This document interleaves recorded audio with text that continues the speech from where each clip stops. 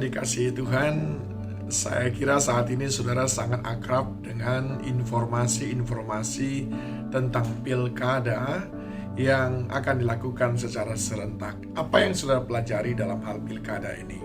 Satu hal yang saya lihat adalah ada banyak sekali orang yang mempromosikan dirinya dengan berkata, saya mampu, saya cakap, dan saya bisa. Bahkan tidak sedikit yang mempopulerkan dirinya dengan baliho, dengan spanduk yang besar, atau juga dengan retorika, pidato yang berapi-api ingin menunjukkan bahwa dia itu mampu.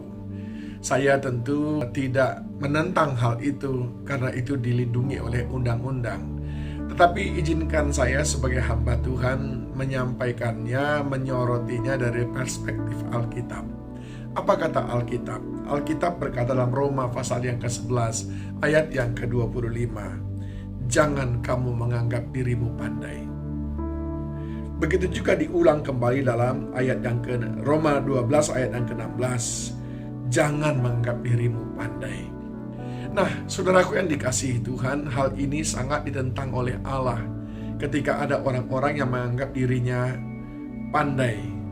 Mengapa Allah sangat menentang itu? Tuhan bilang dalam 1 Korintus 3 ayat 19, karena hikmat dunia ini adalah kebodohan bagi Allah. Sebab ada tertulis, ia yang menangkap orang berhikmat dalam kecerdikannya. Bagi Tuhan hikmat dunia ini adalah kebodohan. Enggak ada apa-apanya.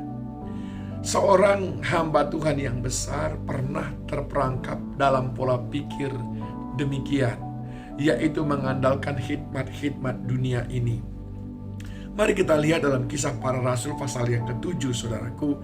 Di sini diceritakan bahwa Musa itu pertama, dia memiliki ilmu yang tinggi.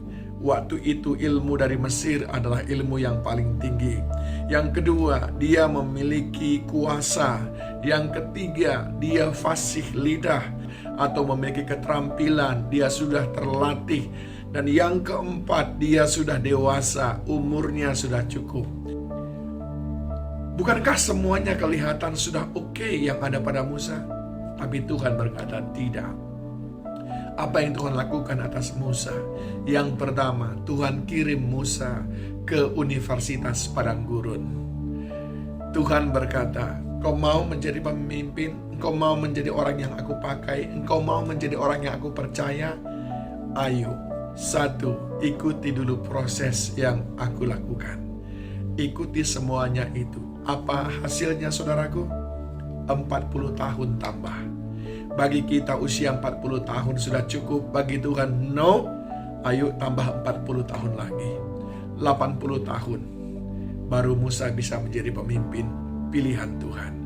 Yang kedua, apa yang kita pelajari di sana saudaraku? Waktu Tuhan. Yang pertama, proses Tuhan harus kita lewati kalau kita ingin dipakai Tuhan dengan luar biasa. Yang kedua, nantikan waktunya Tuhan. Yang ketiga, bukan dengan cara kita, tetapi dengan caranya Tuhan. Perhatikan baik-baik Kisah Para Rasul 7 ayat yang ke-33. Lalu firman Allah kepadanya, tanggalkanlah kasutmu dari kakimu, sebab tempat di mana engkau berada itu adalah tanah yang kudus. Tuhan mau Musa menanggalkan kasutnya. Tuhan mau Musa menanggalkan sesuatu yang ada padanya selama ini. Konsep-konsep berpikirnya, fondasi-fondasi pijakannya. Tuhan berkata, tanggalkan itu semuanya dan lakukan dengan caraku, kata Tuhan. Apa itu? Yaitu dengan kekudusan, yaitu dengan firman Allah, yaitu dengan perintah Tuhan. Saudaraku yang dikasihi Tuhan, sering sekali kita berpikir kita qualified. Sering kali kita berpikir kita sudah cukup untuk diperlengkapi. Tapi Tuhan memandang kita belum. Tuhan berkata, ilmu yang tinggi tidak cukup. Tuhan berkata, fasih lidah tidak cukup. Tuhan berkata, punya kuasa, punya harta tidak cukup. Kalau engkau mau aku percaya hal-hal yang besar, kalau engkau mau aku angkat tinggi, yang pertama, ayo masuk ke Universitas Padang Gurun. ikuti prosesnya Tuhan. Yang kedua, nantikan waktunya Tuhan. Yang ketiga, pakai caranya Tuhan. Dan yang keempat, yang terakhir, saya ingin mengajak saudara untuk membuka kitab Zakaria. Apa kata Tuhan kepada mereka? Di dalam Zakaria 4 ayat yang ke-6, maka berbicaralah ia, katanya, inilah firman Tuhan kepada Zerubabel, bunyinya bukan dengan keperkasaan, bukan dengan kekuatan, melainkan dengan rohku, firman Tuhan. Yang keempat, Tuhan berkata, kalau engkau mau aku pakai, kalau engkau mau aku perlengkapi, kalau engkau mau aku angkat tinggi, pastikan engkau mengandalkan Roh Kudus. Itulah yang Tuhan katakan kepada murid-murid dalam Kisah Para Rasul 1 ayat yang ke-8. Jangan lakukan apa-apa. Aku memang sudah melatih engkau 3,5 tahun. Kau memang sudah melihat banyak yang aku lakukan. Tapi itu tidak cukup. Sebelum engkau terima Roh Kudus turun atasmu, jangan menginjil, jangan menjangkau jiwa-jiwa. Jangan lakukan apa-apa sebelum Roh Kudus ada padamu.